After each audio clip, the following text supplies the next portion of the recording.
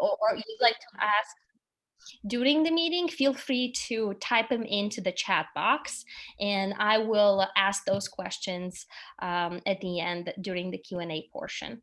So without further ado, well, first, of course, gotta welcome Robyn. Robyn, thank you so much for being here today. We are so grateful for you being here with us and taking time out of your busy day to be here with us.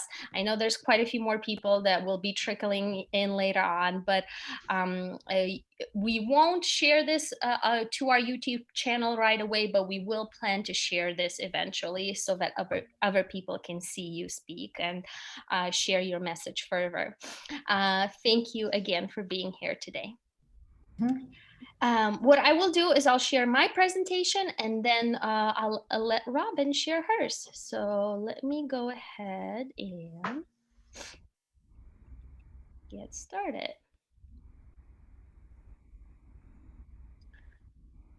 All right. All right. Are you guys seeing my PowerPoint? Thumbs up? Okay, perfect. All right. Well, who is Iowa Organic Association? We are a nonprofit organization that have been established in 2006, and we are committed to education, advocacy, and community cooperation. Our mission is to advance organic agriculture and food systems in Iowa. And our members represent a diverse community of Iowa farmers, gardeners, food and farm businesses, advocates, and consumers who are champions for the organic movement. Our priorities are education, outreach, advocacy, and community. And just to touch a little bit on each one of them. As far as education is concerned, we provide programs, expertise, and information to help expand and diversify the organic opportunities in Iowa. And of course, today's webinar is one of those educational opportunities that we are presenting to you and everyone else within our community. Other things that we have done are our growing organic expertise workshops that are geared towards technical service providers. We have just completed our newest set here in February of this year. We also created the first and only Midwest Organic Pork Conference. And then we have on-farm field days and, of course, webinars and online resources. In addition, as far as our outreach is concerned, we do whatever we can to connect with target audiences and the public and promote research, events, and resources that are beneficial to our organic community. We do that through various conferences, trade shows, community events. Not so much here in the last year due to COVID, but definitely a lot of webinars here in the last year. But we also try to do whatever we can to promote various events through our website, our e-news, our calendar and social media, as well as our listserv and direct mail. As far as advocacy concerned, we advance state-level leadership policies and dedicated funding that supports our growing organic industry in the state of Iowa. We always try to develop relationships with policy leaders to mobilize advocates and stakeholders willing to advance our organic priorities and interests in the state. Of course, community is a huge part of what we do. We encourage a culture of collaboration by connecting organic experts, stakeholders, and resources to strengthen Iowa's organic community. One thing that we have created is our organic resource directory. This organic resource directory is available to everyone via PDF format on our website under our resources tab. There are over 900 businesses, nonprofits, and they did this meeting is being recorded. Organic enforcement and origin of livestock. They expressed commitment to getting those across the finish line. So most of the information related to the strengthening. Okay, so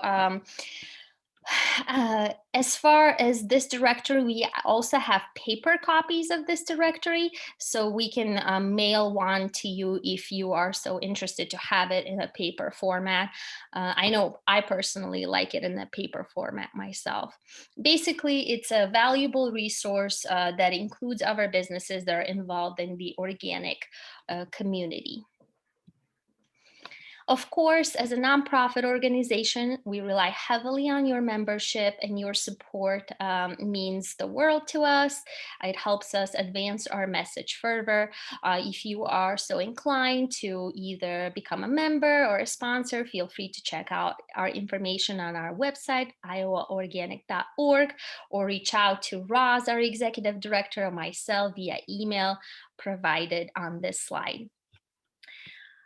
All right, guys, that is all I have to say. Thank you again for being here today and for being part of this webinar with Robyn. I am very thrilled to have her today. And Kim Anderson is actually one of our board members. She mentioned I should reach out to you. So Kim, thank you for mentioning that. And Robyn, if you want to go ahead, you're welcome to take the lead here.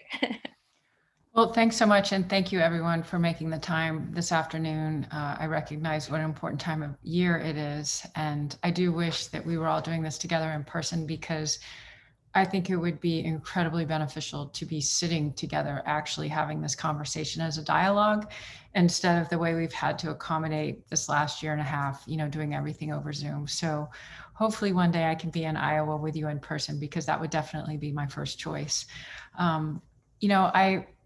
I grew up in Texas in a conservative family. I never paid much attention to food. So the fact that I even have been asked to present to you is very humbling, because I feel that, again, I would benefit from really listening to all of you speak.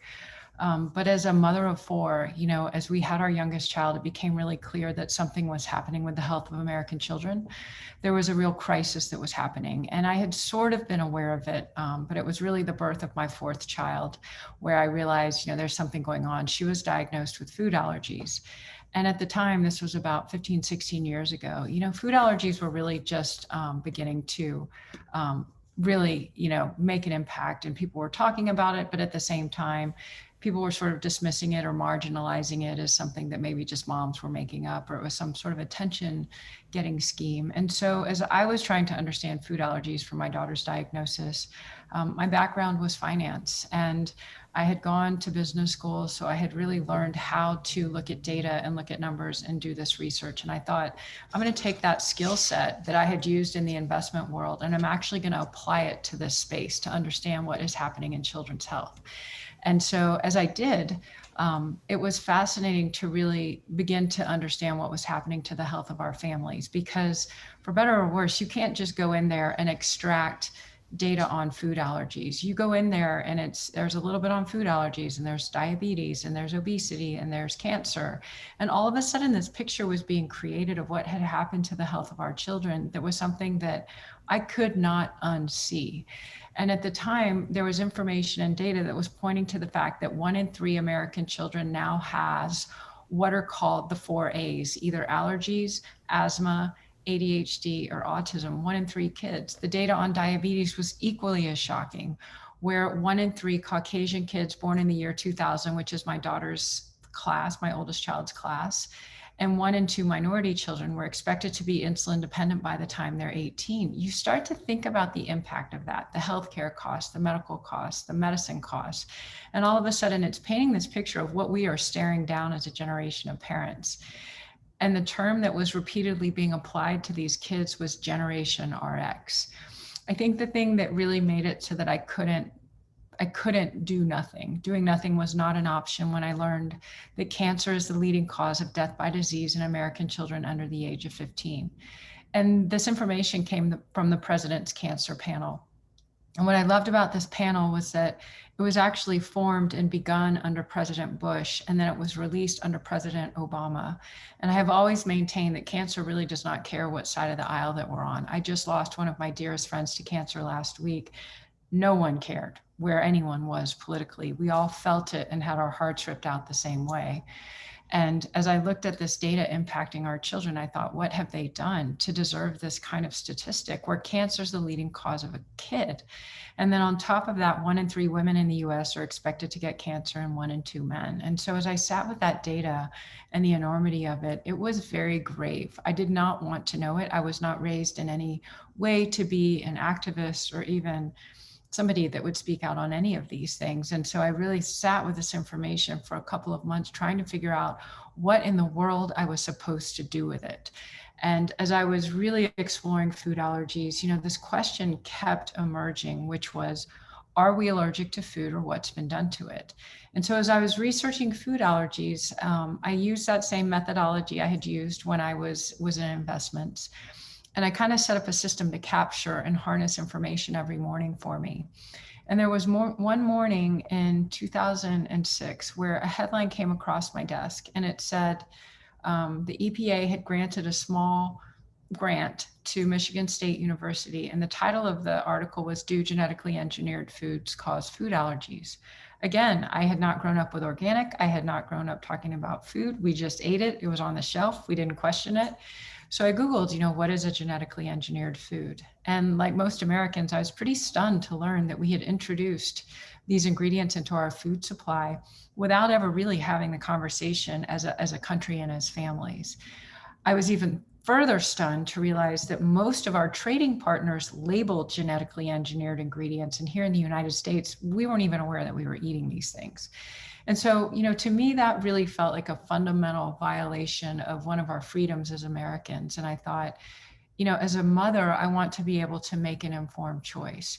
My grandmother lived to be 108. And when I sat down with her and I told her about genetically engineered foods, these new patents, this new operating system, she just said, "That's horrifying." And I thought, that's how I feel, and we don't know. We don't know if this stuff isn't labeled. Is it contributing to food allergies? There's no way to tell because we don't have that accountability and we don't have that traceability. And so for me, that began an extended period of really advocating for labels, because I thought at the very least, if we have labels, there's accountability, there's traceability here. And it also woke me up to the important work that all of you guys are doing with organic. I had no idea when I first began the work that organic by law was a definition, which meant that certain practices and ingredients were either allowed in or kept out, that was a legal standard. Because up until that point, I think like most Americans, we just thought it was sort of a marketing thing. You saw it on the package at the store, not understanding the legal compliance that was behind it. And the further that I explored what that meant, the deeper I understood the financial impact of that commitment by our farmers.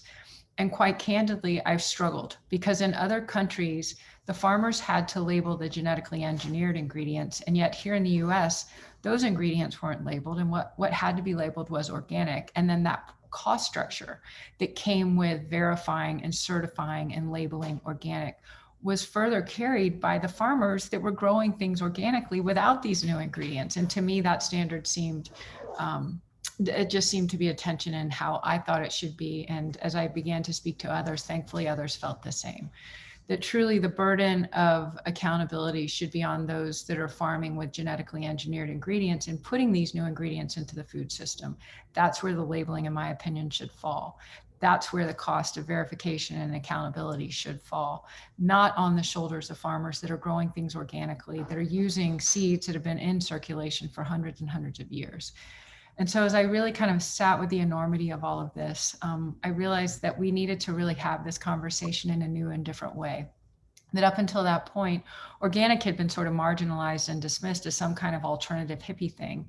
And as I sat with this, I thought this is the smartest way that we can take care of our families. That if we're going to try to prevent any kind of condition or disease, it really starts with what's on the farm and what's on our dinner plate.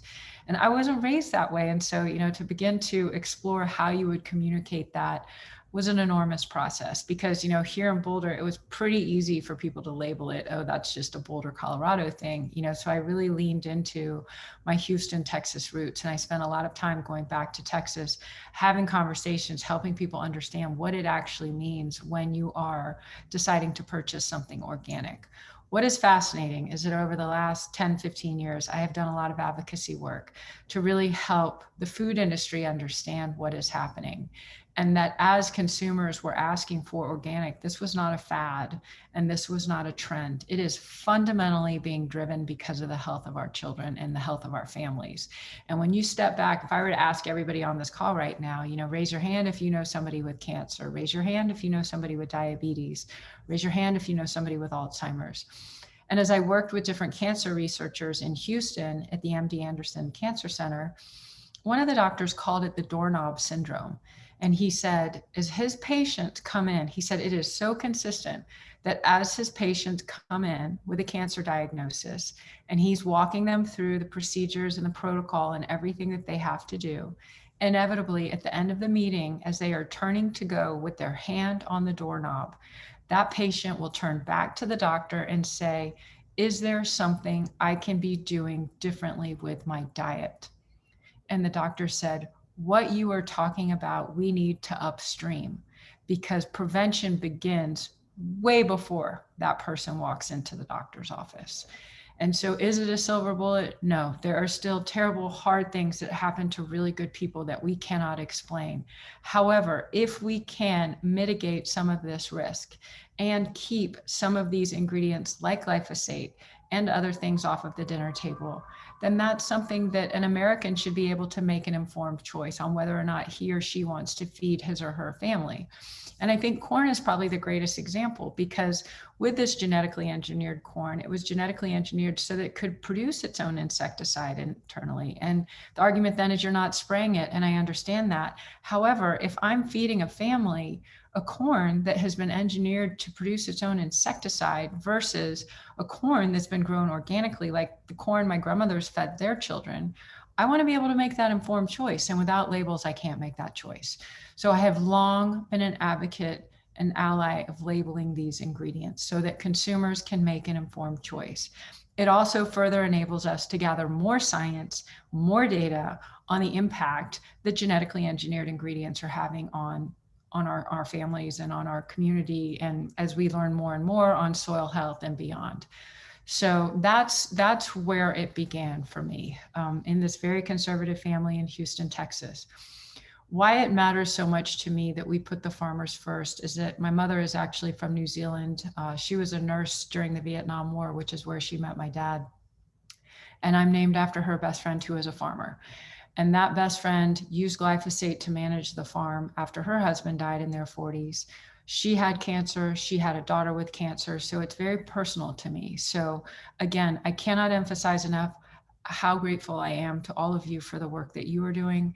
And I really do wish that we were all sitting together in Iowa somewhere having a much more dynamic conversation right now.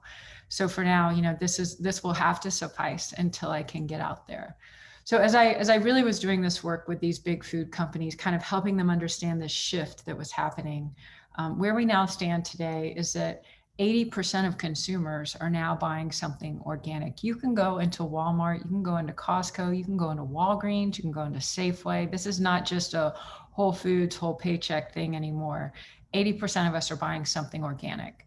75% of all grocery store categories now carry something organic. So those numbers are amazing, because it really speaks to the breadth and the depth of the work that you do and what this shift has become as consumers wake up to choosing food that is free from added pesticides, free from GMOs, free from recombinant bovine growth hormone in their dairy.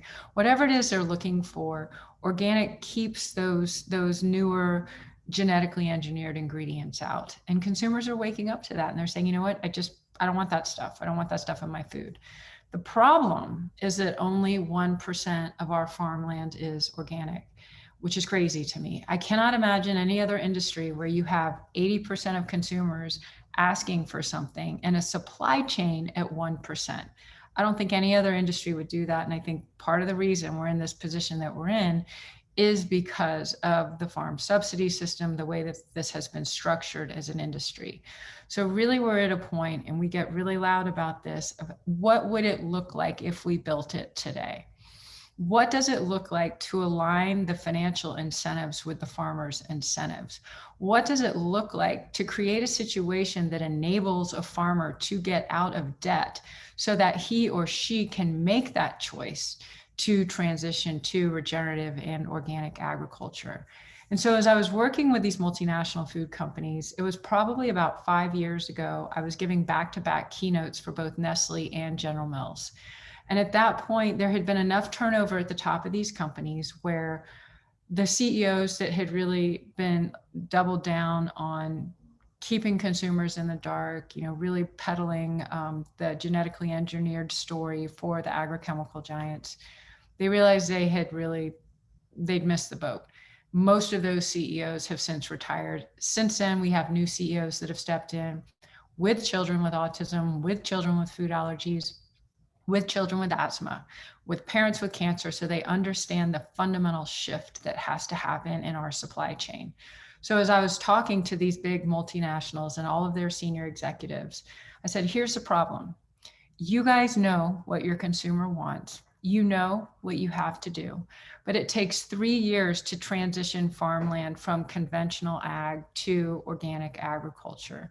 And when Wall Street is those banks are the ones that are lending you money, you've got a timeline problem because they're on you every quarter to report these quarterly earnings, and you need 3 years to transition the farmland.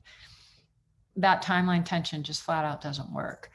And these executives, all of them, they leaned in and they said, what can we do? What's an alternative source of capital? And that was really the genesis for Replant, that we decided we need to create a new financial services firm that puts the farmer first, because the farmer knows exactly what needs to happen to transition that farmland. But they have to be able to do it with a financial situation that affords them that option. And currently that's not the case. In the United States, farmers carry $426 billion in debt. Again, we would not ask entrepreneurs in any other industry to carry the debt levels that we ask our farmers to carry. And if someone is in that level of debt, it is impossible, almost impossible for them to make the transition. So again, we looked at that and thought, how can we create a financial structure that affords the farmer the choice to transition? And that was really the origins of Replant. So I'm going to shift into sharing my screen now.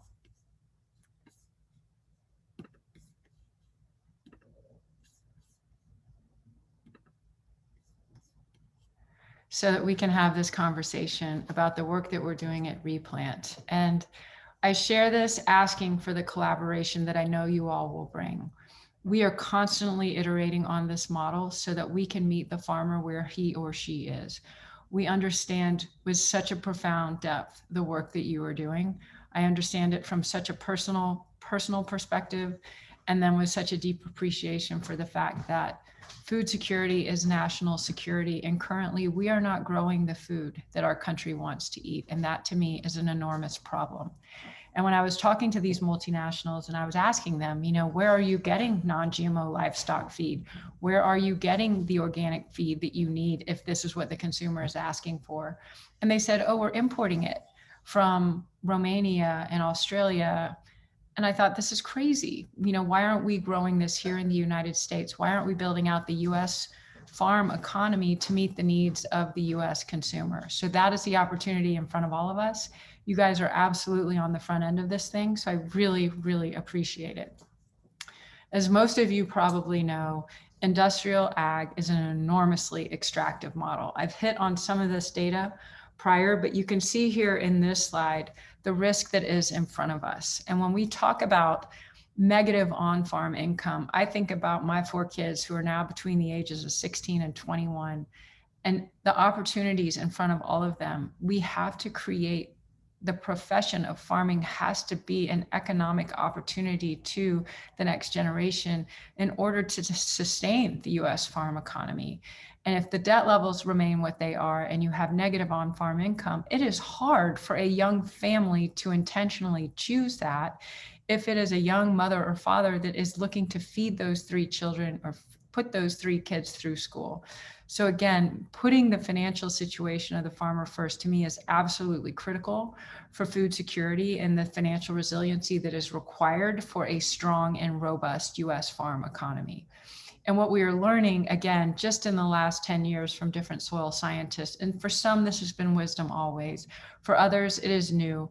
But these soil scientists are saying, how we steward the soil has such an enormous impact on air quality, water quality, the way that the soil has the ability to hold carbon and store it. And again, these are things nobody was talking about 10 years.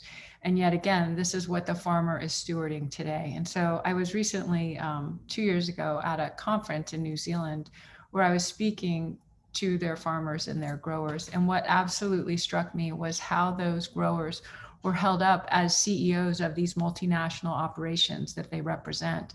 And that is the opportunity in the United States today, is to hold our farmers up as CEOs of these multinational operations that you are governing every single day. Because unfortunately, most Americans have become so divorced from where their food came from that they have no idea how vulnerable we are to the shocks to our system. So at Replant, we really saw the opportunity to invest in soil health. What's fascinating is that the conventional banks don't get it.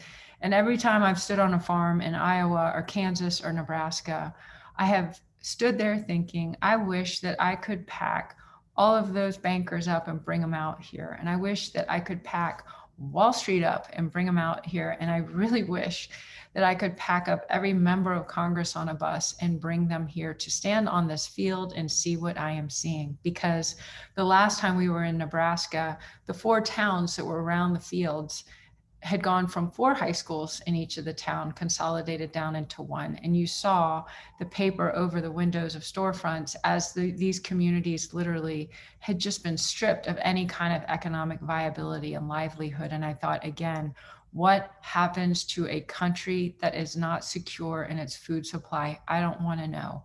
And that, again, was a huge motivation for us in starting and establishing Replant.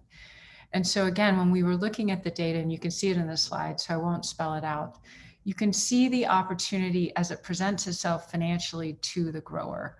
And yet at the same time, that farmer, it's very hard to begin to make that transition, because those 3 years that you're in transition present an enormous amount of risk. And we saw that at Replant, and we thought, how can we mitigate that risk?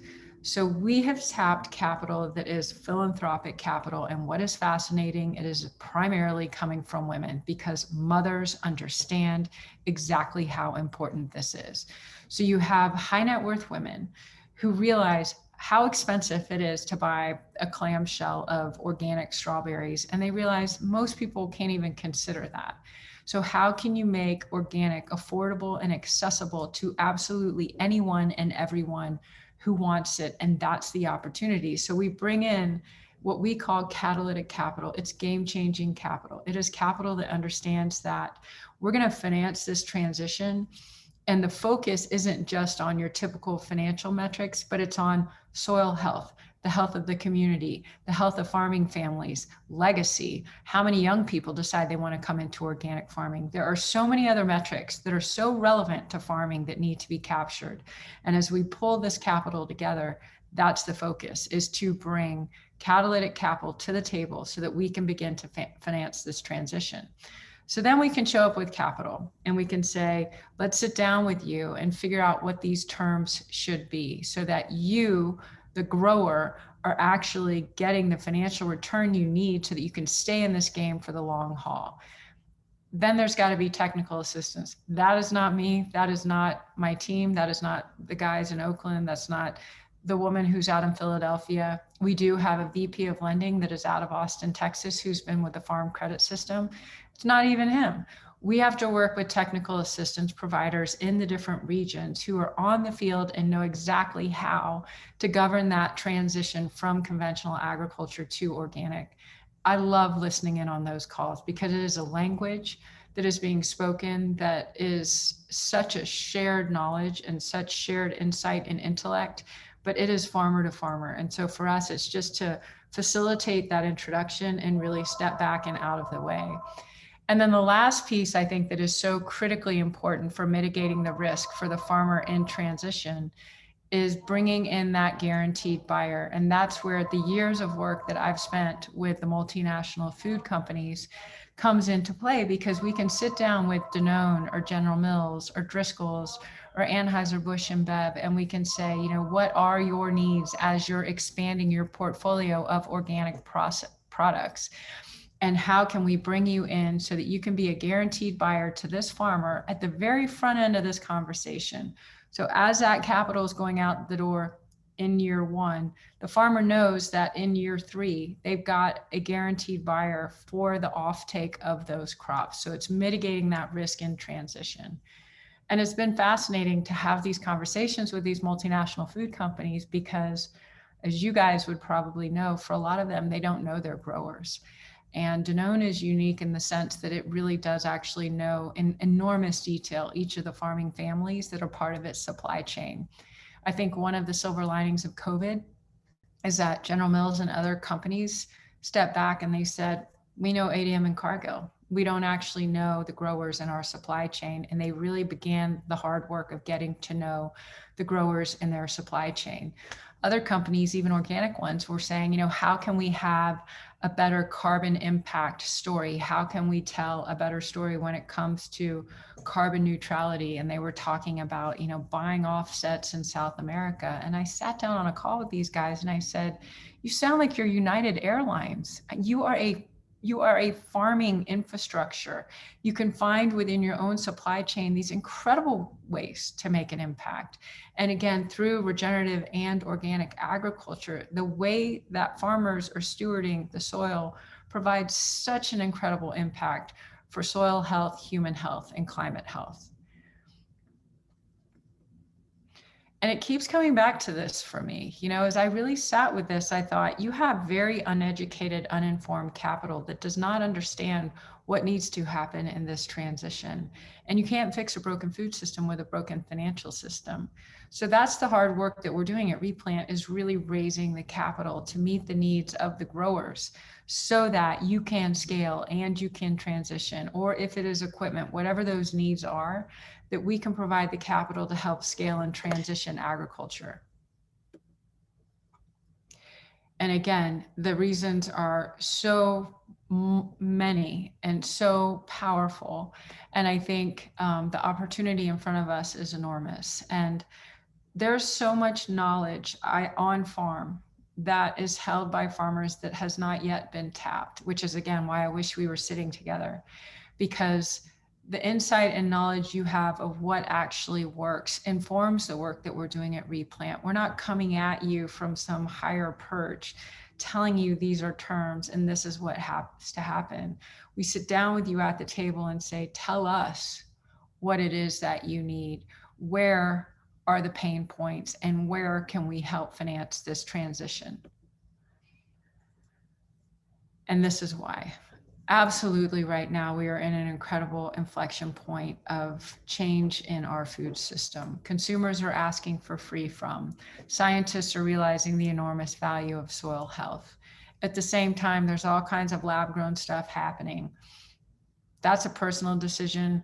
I would much rather feed my family stuff that is coming out of the soil, and to make that affordable and accessible to absolutely everyone, because this is generations upon generations upon generations of wisdom that is held in that soil.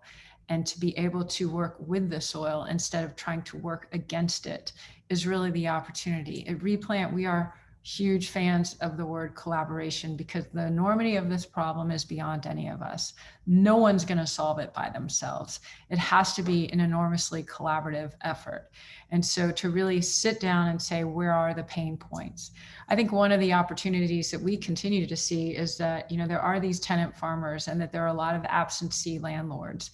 But if a farmer is on farm stewarding the soil, practicing organic, practicing regenerative practices, that asset, that soil, that land increases in value. So whether that owner is present or absentee, the value of that asset increases through this stewardship. So there's enormous opportunity to educate, which to me is a huge part of the work that all of us need to do.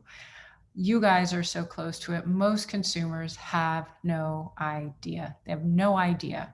And I think as an organization, as Iowa Organic Association, the opportunity to educate people about the important work that you do is one of the greatest opportunities in front of all of you. So for us, we're raising $2 billion in capital over the next 10 years to really deploy it on farm. We've had different opportunities present to us. We had different conversations around ag tech. Right now, it's 100% a soil fund, and it is just to get the capital into the hands of farmers that need it for the transition. And again, it's not one size fits all. If you think about it, one size fits all is really what broke the model. One size fits all was a very arrogant approach to agriculture. It was arrogant in terms of thinking about the different soil types around the country, the access to water in different parts of the country, the skill sets of different growers depending on the crop type. One size fits all was never going to work. And the problem is that one size fits all finance doesn't work either. So for us, to really say we're 100% focused on a soil fund and really transitioning agriculture and listening to the growers and to the partners to understand what those needs are. And thankfully, we have a lot of partners around the table that are leaning into transition and provide that offtake. The ag tech partners, the technical assistance partners are so incredibly important. And I think one of the things that I get the most excited about is seeing how young people are coming into that space for technical assistance. They really see the opportunity to teach and to leverage the 21st century technology that we do have and the ability to capture data that we do have to really leverage that to help facilitate and expedite this transition. And then, as you can see here, the food companies are leaning in. Most of them are pretty candid. Danone is exceptional in the sense that it really does know its supply chain. Most of them don't. And they're very candid, and I appreciate the honesty of some of them where they say, look, we're on a vertical learning curve. So how can we help? And unfortunately, right before COVID, we were scheduled to do an event in St. Louis with Anheuser-Busch and Bev. And it was really going to be something like today where it was going to be AB and Bev there, Replant was going to be there, the farmers were going to be there to really brainstorm around what is it, what are the projects, what are the instruments that you need to transition your farmland that are unique to the opportunity in front of that supply chain. And our goal is to have as many of those conversations as possible. So we really leverage these partnerships. They're critical. It's understanding what the pain points are inside these multinationals to understand where they have not been able to meet their own internal goals. You talk to a company like Applegate that had committed to non-GMO livestock feed across its entire product line by the end of 2020, and they didn't get there. So how can we help them get there? How can we finance this transition as a partner? How can we leverage the relationships that we bring as co-founders to this? And again, how can we tap this collective knowledge and skill set and expertise to get there? And so as you can see, there are a lot of different people and a lot of different players in this space. I think it will continue to move. Right now, this is a snapshot of a moment in time. I do think things will continue to move around over the next several years. And I also think we're going to hopefully invite more and more players into the space. It takes 700 billion. The estimate is 700 billion is what is required to transition US agriculture to regenerative organic agriculture. Clearly, if we're only 2 billion in that, we're just the beginning of it. But our hope would be 10 years from now, we've inspired countless others to come into this space to facilitate this transition to organic, to facilitate the growth of organic, whether it's acquisition of acreage, whatever this might look like, to really facilitate this transition in agriculture. So this is one of my favorite cartoonists. His name is Rick Friday. I don't know if you guys have heard of him, but there has been a storyline that has been sold and sold and sold. And for so many of us, we have bravely spoken out against it. In 2011, I gave a TED talk really calling out how extractive the agrochemical model was, not just on the health of the farm, but the health of the farmer, the financial health of the farmer. And when you really look at the way genetically engineered crops took off, the way that the parallel of glyphosate took off, the debt levels of farmers parallel it to, and it just took off. So to really step back from that and say, how do we break that model? How do we get farmers off of this chemical treadmill? Because that also helps get them off of the debt treadmill that's required to refinance over and over and over again, the repeating purchases of genetically engineered seeds and those patents that are baked in there, and then all of the chemicals that are required. Again, when we speak to growers in Indiana, they'll tell you, just in the first year of transitioning from conventional corn and soy just to regenerative, they saved $500,000 because of the reduction in chemical inputs. And then once a guy has transitioned to regenerative, all of a sudden he's looking to organic and he's saying, you know, that's not that far. And I do want to make that last step to transition to this premium. So again, it's really making it an economic financial conversation, because that actually is the most convincing to anyone in any industry. We wouldn't have any other conversation in any other industry any other way. And so as more and more people continue to speak the truth, it's resonating. And again, for us, for me, has always been, how can we amplify some of these stronger voices? There are amazing voices, and they continue to grow, and they continue to be led by data. They continue to be led by insight and experience and wisdom. It's not sensational. This is not dramatic. It's how do we amplify these very powerful voices in the space? And to me, that's the voice of the farmer. So we'll invest in soil health. Again, hitting on these metrics that I shared earlier.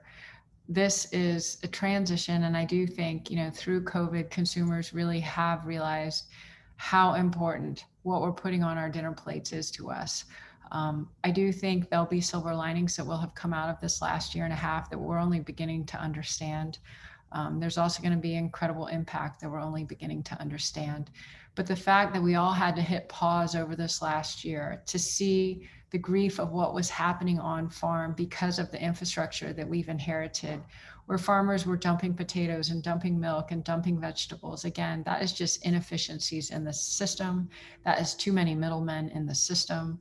So again, that afforded us the opportunity to say, how do we build a smarter structure here? How can we create a more efficient farm system for our farmers and for our families? And so, you know, I'm a big fan on really starting where you stand. I'd be embarrassed to tell you what my kitchen looked like when I first began this work. I was somebody that gave up diet soda every year for Lent because I was so addicted to it. So I was not one of these perfect people that had a perfect fridge that had this, you know, that wasn't me. So I really had to get on this learning curve personally, and began by just making these small changes. And I focused on progress, not perfection. Then to be able to get to where we are today, which is really as an organization that's leading this conversation in so many ways. I also think what is exciting is that we saw enormous impact on what we could do at the state level. And again, I think there's that same opportunity here. How at the state level can we really start to make this transition? How at the state level can we be talking about things like water conservation, water infiltration, and cover cropping? And it's going to look different if we're talking to almond growers in the Central Valley of California versus cattlemen that are in Texas versus the Iowa Organic Association and the corn growers there. So again, it's really saying one size fits all didn't work. We're smarter than that. So how do we have this incredibly important conversation that has a nuanced detail and take that and really build a system that is financially robust and resilient for our growers, because ultimately that is food security. So this is a choice that we face. This slide is a little bit sterile in my opinion, because I think it is a much more dynamic conversation. I think the vitality of a healthy farm family is something that most Americans would say that they envy. And yet, unfortunately, most Americans have no idea how to help support that transition. Thankfully for us, with what we are building through Replant, we are beginning to really start to create that shift. And there's nothing territorial about us. There's nothing, we have no fear of scarcity. There is an abundance of opportunity. With 911 million farmable acres in the US, the goal would be to increase and grow and increase and grow access to organic, to build the infrastructure that you need as growers so that we can meet your needs, so that you in turn are meeting the needs of the 21st century American family. So with that, I think I have some time for some Q&A. Contact information is here. I know we've covered a lot, and I know you're going to get, maybe you have specific questions. Our VP of Lending, Tim Tracer, is amazing. His work with farmers and growers, the insight that he brings on the needs on farm are incredible. And should any of you want to have a follow-on conversation with Tim, I'm signing him up. He's amazing, and he would be an incredible ally and asset for all of you. But for now, I will stop screen share, I think, and open it up to questions. Yes, thank you so much, Robyn, for your presentation and for sharing all of these insights with us. Very greatly appreciated. Um, a- Anyone that has questions, since it's a smaller group here today, feel free to unmute and put yourself on video if you choose to do so, or type your question in the chat box. However, in the meantime, Robyn, I wanted to share something with you. Roz, our executive director, actually just sent out an email to our board earlier today, an article from the Organic Trade Association talking about the fact that in 2020, the organic industry has seen record sales. It actually has seen more of a double sales last year, so at a 12.4% rate compared to a 5% increase rate in the year prior. So that's incredible news. We've also, with that news, we've surpassed and now have sales over $60 billion in the organic sector. So that's, I mean, it's amazing. And I think, I would attend these giant, Expo West and these big industry shows, and everyone was so excited about the latest product, but they weren't actually focusing on the supply chain. And so it's been great to work with the Organic Trade Association over the last several years, because we keep bringing this conversation forward. Is, yeah, it's really flashy to create the next organic product that's going to be on shelf in some grocery store, but none of this works without our farmers. None of it works without the farmers. And my biggest criticism of those industry shows is that the farmers aren't there. They have not created a situation or an environment where the farmers can be there. There are a couple that will show up and just, pay these exorbitant fees to come in. But even the fee structure itself shows a lack of a understanding and awareness of the economic situation. And so again, how do we bring these really important voices to the center of the conversation and the center of the table? And that's the opportunity. And to me, that's the opportunity. So I have a question, and Robyn, thank you so much. I think years ago, I think when you were making this, when all of this was your aha moment, you and I talked at way back when you were doing your research. But anyway, one, I want to thank you for the presentation. It's been excellent. Two, after being an organic farmer for 45 years, wishing that things would change before, by the end of my lifetime, you make me a little hopeful. Three, I live in Iowa where it's almost impossible. I mean, here, my husband and I have been farmers for all these years, organic farmers, and we haven't convinced any of our neighbors. And they're all tied into a system. You've really explained it excellently. Is that it? A word?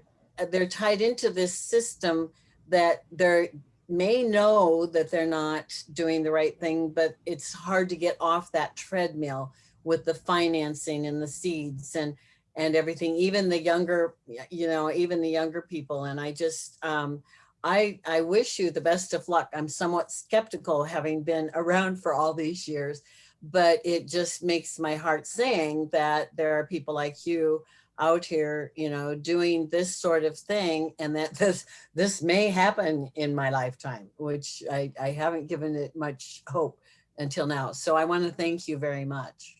I do. I think a lot has changed in the last 5 to 10 years. I mean, Monsanto being acquired by Bayer was a huge shift, because they went from sort of having this seat of power here, where really, if they had been as powerful and all-knowing as they claimed, they wouldn't have needed to sell themselves. And then we saw what happened in that acquisition.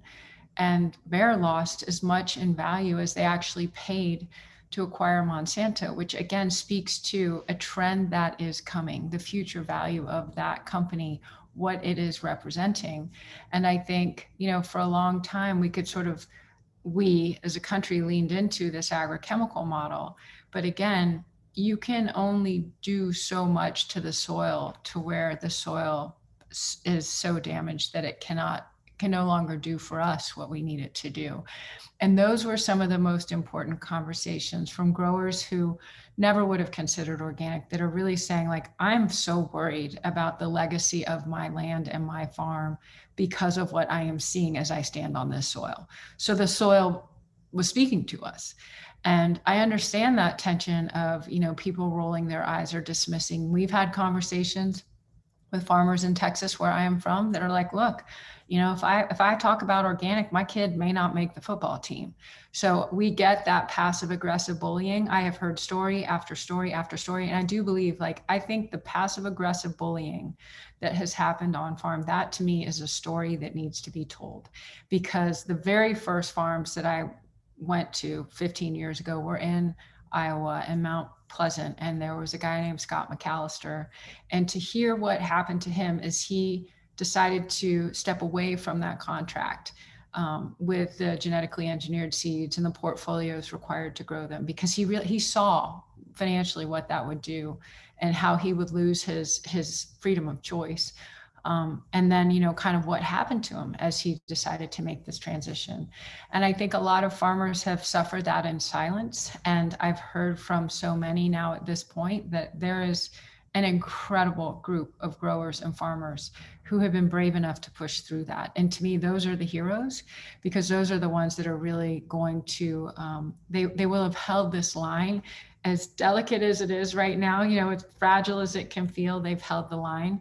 I think what you are seeing come behind right now that is new is a generation of mothers whose children are sick.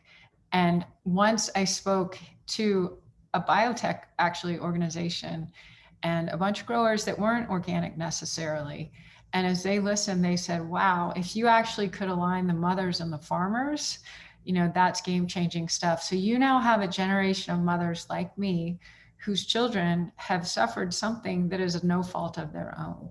And if we can help build their health through healthy food, which you can, I mean, that's just like basic medical, any pediatrician's going to tell you that, then that's what we need to do. And so we need to make that affordable and accessible to everybody who wants it. This should not be lifestyle, the rich and famous. This should not just be some zip code function. This needs to be affordable to anyone that wants it. And so I do think that's what's changed. Unfortunately, it is taking this crisis in the health of our children, and mothers are waking up and they're demanding better.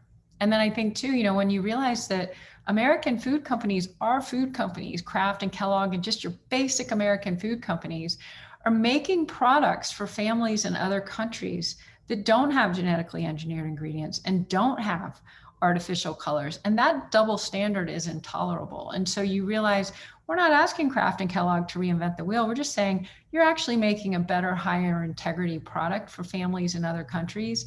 And we deserve that same thing here. And again, that double standard, any audience I have ever spoken to, I had a slide, several years ago in my presentations that showed a Kellogg cereal bar and what the ingredients look like in Europe versus what the ingredients look like here. It was cheap artificial stuff here because it drove profitability. It was better ingredients for families in Europe because they had a higher standard. And that to me is all you need to know. We deserve the higher standard. That is unacceptable, to say the least. That's for sure. Sam Ingersoll, he's present here. Sam, if you want to unmute yourself, you're more than welcome to do that, unless you want me to read your comment out loud. He posted a comment in the chat box saying, wonderful presentation. My company that produces the organic dairy brand Kelowna Supernatural sources milk from dozens of certified organic Amish farms and is the key management interface between a certain big company and hundreds more. Our farms are organic and use many regenerative practices, but we are moving towards implementing even more. Kudos to you, Sam. Thank you for doing the good work. Yeah, Sam, thank you. And I have been on farm in Ohio with the Amish growers, and have a lot of friends in the community. And thank you so much, because I do think, if you talk about these different pockets of wisdom, whether it's indigenous farmers or Amish, like where they have stewarded that soil for generations, that asset is so incredibly valuable. And I do think we're only just beginning to really understand. And I have often said, go into those Amish communities and study the soil types in those communities, because they are going to look totally different to a soil type that has really been repeatedly abused by the agrochemical model. So again, it's really recognizing, and that's why it's strange to me to be, asked to give these talks, because I just think I want to sit down in those communities and listen and learn from the farmers. So thank you for doing the work with them. All right. Well, you guys, there's a few more minutes left if there are any additional final, questions, or if anyone wants to say anything else. I've got a question. I've got actually a number of thoughts. Thank you very much, by the way, for doing this. How did you get in to talk to Nestle and General Mills to begin with? I mean, in 2006, did they invite you, or did yeah, you... So that's a good question. So, when I was pulling the research together, it was terrifying, truly terrifying, and a very isolating period for me. Nobody really wanted to know it quite yet. No one was talking about genetically engineered ingredients quite yet. And people really trusted. There was just sort of this blind faith. And then the financial markets blew up. And when that happened, a lot of people had held that same faith in the financial markets. And then when Lehman Brothers blew up and we had that crisis in 2007, 2008, it was really the first time, in modern times where people were like, whoa, here's the system that we all held to be true that really has a lot of failings. It was right at that time that I had been contacted after there had been an article in a paper about my work, and I was contacted by different publishing houses in New York. And so when Lehman Brothers blew up and the financial crisis hit, Random House had agreed to work with me on the book, and they froze. They totally froze. And I thought, they're going to cut the book. And, this is my life's work. And I thought, I can't live with that. So I got on a plane and I flew to New York, and I said, everyone believed in the financial system. And now it's been proven to have all of these shortcomings and failings. I said, the same awakening is going to happen in food, where we've blindly believed in this system, and there are a bunch of shortcomings and failings. And with that, they kept going, and we kept the book moving, and it was published in 2009. So Random House published my book, The Unhealthy Truth, and I'll send Olga copies so that you guys have some there. They published my book in 2009. And then that was fascinating because we were scheduled to have all of these different appearances in the media. And that's why I understand the passive aggressive nature of the bullying. I lived it firsthand through the early years of my work in a very aggressive way. And there were a lot of opportunities that were shut down. There were a lot of pretty hateful things that were said. And it was actually a good learning opportunity for the kids and as a mother to sit down and say, this is cyberbullying. This is what it looks like. And you're either going to listen and believe these people that are trying to shut you up, or you can continue on with your work with the integrity that it needs as a compass. And so as I continued forward, I was invited to give a TED Talk in Austin by a friend that I actually had played soccer with in high school. And so I flew to Austin and I just said the biggest prayer to let my heart speak. I knew that we'd encountered all this stuff when the book was published. And I thought, if this gets put on YouTube, it's dropped on YouTube, and that's that. So that was pretty terrifying. And as it was dropped onto YouTube, the organizers of the event were like, are you watching this thing? And it just started to take off. Another very good teaching moment as a mother, to show your children what it looks like when something really starts to go viral and you have no control. So, as we watch that, again, just terror doesn't describe it. I don't know what the word was, just in my stomach of realizing that I was this vulnerable and this exposed, and that this message was being pulled forward. And I had always just held myself as sort of a vehicle for the message. So as it was pulled forward, it was a CEO inside of Nestle, and he was the head of the frozen food division. And he reached out probably 2 weeks after that thing had been posted online. And he said, you can say things I can't say. I have 3 children, and I am so worried about what is happening. I'm also worried that if we don't make this transition as a company, that this team of mine that I love like my own family, I will have to lay off. And he said, we will go from 5 floors to 4 to 3 to 2 to 1. So will you come out here and work with my team? So at that point, people in Boulder thought I was crazy because they're like, you're going to Nestle, you know, Nestle didn't have the best reputation for any of this stuff. And I thought, how do you change anything until you sit at the table and have this conversation? So I flew out there and sat down with their team. The whole first day, the team was totally quiet. They didn't really say anything. And then as they started to open up the second day, they were mortified. They said, you know, we don't even know what some of these ingredients are that are in our things. And I thought, well, that's why your sales are in the tank, because how can you sell something that you're not proud of? And so they began the work of really trying to understand what that transition would look like. And this gave me enormous insight. I challenged them that day, and it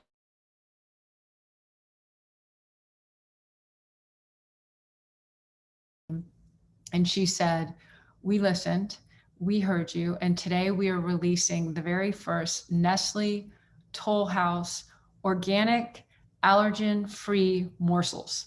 And it took them 7 years to create that product. So when we talk about turning the Titanic with this system, it is turning the Titanic. But I would say that it is because now inside of all of these multinational food companies, there are senior executives that have children that are struggling with these conditions. There is not a family in the country that is not touched. And the other piece I will say is that courage is contagious. I did not want to have to be someone that went forward in public on these kinds of things. It was an enormously difficult thing to do on a personal level. So I had to really lean into a lot of faith and present the data so that it could tell its own story. And then I do think the fact that I had this finance background and I had this investment background married with the fact that I was a mother of 4, it was sort of this whole combination. So when I sit down with these executives, I understand that shareholder pressure that they're under, you know, on the professional level. And then I also understand the grief that they feel at a personal level. So I've spent a lot of the last 15 years working really closely with a lot of these executives. And it became really clear to me that, you know, we could talk about making these products and formulate them perfectly on a piece of paper, but if the supply chain isn't there, it's not going to work for any long period of time. And we saw that 10 years ago, where you saw brands kind of come out with stuff and then they had to kind of backpedal because the supply chain just wasn't there. So for this transition to take place in our food system, not just on farm, but in the food system, we have to break this bottleneck that's in the supply chain. Indeed. Kim Anderson had a comment in the chat box and she said, "Thank you, Robyn. I have been a fan and a follower for a long time. I found you when doing my own research after a second cancer diagnosis. Thank you, Olga, for asking Robyn to share with us." Thank you so much, Robyn. We are so very grateful that you were able to take time out of your busy schedule to be with us here today and to share the message. And thank you for all you do at continuing to spread this incredible work and sharing, you know, how important organic farming is for our future and our kids' future. Well, likewise, thank you to all of you for the incredible work, because we would be nowhere without you guys. So right back at all of you. Thank you so much. Awesome. All right. Well, you guys, we will conclude this webinar today then, and I will send everybody a quick survey. If you don't mind taking it, that would be greatly appreciated. And then we won't share this on YouTube right away, but we'll share it in a little while. So stay tuned for more to come on that. Robyn, again, huge thank you. Everybody enjoyed today's webinar, and we wish you the best with all your endeavors.